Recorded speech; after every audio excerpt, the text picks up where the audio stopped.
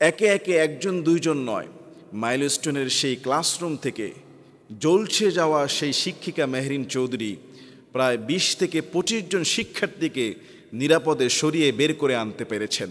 তিনি প্রত্যেক শিক্ষার্থীদেরকে বলেছিলেন, বেরিয়ে যাও, বেরিয়ে যাও, সবাইকে সুন্দর মতো সান্ত্বনা দিয়ে বের করে দিয়েছিলেন। কিন্তু শেষ পর্যন্ত নিজে আর ভালোভাবে বের হতে পারলেন না। পুড়ে গেল তার সমস্ত শরীর। ইমার্জেন্সি তাকে নিয়ে যাওয়া হলো হসপিটালে। বার্ন ইউনিটে যখন আইসিইউতে তাকে নিয়ে যাওয়া হচ্ছে, তার স্বামীকে দেখে বললেন, তোমার সঙ্গে আমার আর হয়তো কখনোই দেখা হবে না। স্বামী বলল, তোমার নিজের দুটো সন্তানকে কেন তুমি মাহরুম, বঞ্চিত করলা? সেই শিক্ষিকা বললেন যে আমি আমার সেই স্কুলের শিক্ষার্থীদের চেহারার মধ্যে আমার 2 সন্তানকে দেখতে পাই। সুবহানাল্লাহ। নিজের জীবনকে বাজি রেখে যিনি মায়ের মতো মমতা হয়ে আদর দিয়ে নিজের শিক্ষার্থীদেরকে বাঁচিয়ে নিজের প্রাণটাই চলে গেল, সেই মেহরিন চৌধুরীর মৃত্যুতে শুধু বাংলাদেশ নয়, গোটা পৃথিবী কেঁদেছে। রাসূল সাল্লাল্লাহু আলাইহি ওয়াসাল্লাম তিনি বলেছেন, পৃথিবীতে কেউ যদি কোনো মুসলমানের একটি সংকটকে, একটা মুসিবতকে দূর করে দেয়, আল্লাহ সুবহানাহু ওয়া তাআলা তাকে দুনিয়া এবং আখিরাতে উভয় জগতের সংকটকে দূর করে দেবে। সুবহানাল্লাহ। কেউ যদি কারো বিপদে সাহায্য করে, আল্লাহ তাআলা তার সেই বান্দাবান্দিকে সাহায্য করে। সুবহানাল্লাহ। মেহরিন চৌধুরী সেই শিক্ষিকা চাইলেই তিনি সেই ক্লাসরুম থেকে অনায়াসে নিজে সবার আগে সেফটি জোনে চলে যেতে পারতেন।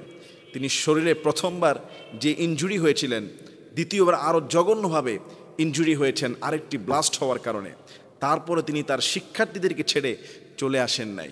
ওই স্কুলের শিক্ষার্থীরা বলেছিল, তিনি আমাদের মায়ের মতো, আমরা তাকে আম্মু বলে ডাকতাম।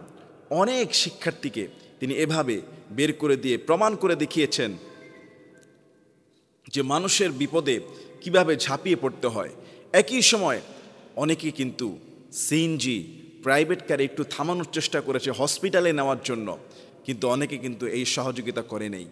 আরেকজন সেই স্কুলের শিক্ষার্থী 6ষ্ঠ শ্রেণীর নাজিয়া, সে খালি বার্ন ইউনিটে যখন জ্বলসে যাওয়া তার শরীর নিয়ে চিকিৎসা অবস্থায় বলছে, আমার ভাই সে কোথায়? তার ভাইয়ের নাম ক্লাস 2তে পড়া, সে ভাইটা সম্ভবত নাম ছিল নাফি। বলছে, নাফি কোথায়? নাফি যদি আমাকে দেখতে না আসতো, আমার কাছে না আসতো, নাফির কিছুই হতো না। অর্থাৎ তার বোনকে বাঁচানোর জন্য ক্লাস 2-এর একটা বাচ্চা, সেও যখন গেল, সেও কিন্তু জ্বলসে গেল। একজন মারা গেলেন সোমবার রাতে, আরেকজন মারা গেলেন মঙ্গলবার রাতে।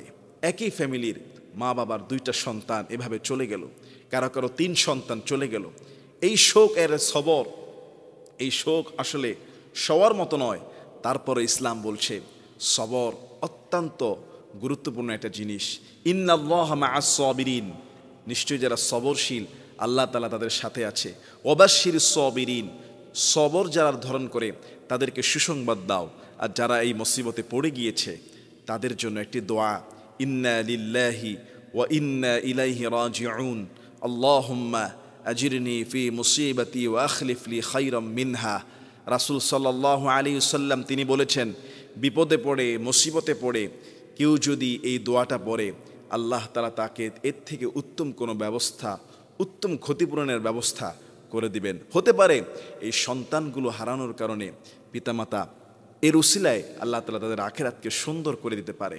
আসুন আমরা তাদের জন্য দোয়া করি, শিক্ষিকার জন্য দোয়া করি, সেই সমস্ত মাসুম বাচ্চাদের জন্য দোয়া করি, এবং তাদের পরিবার যেন সবর রাখতে পারে, আল্লাহ যেন তাদের দিলটাকে শান্তি করে দেয় সেজন্য দোয়া করি। এবং যারা শাহাদাত বরণ করলেন, আল্লাহ তাআলা যেন তাদেরকে জান্নাতের উচ্চ মাকাম দান করে দেয়। আল্লাহুম্মা আমিন।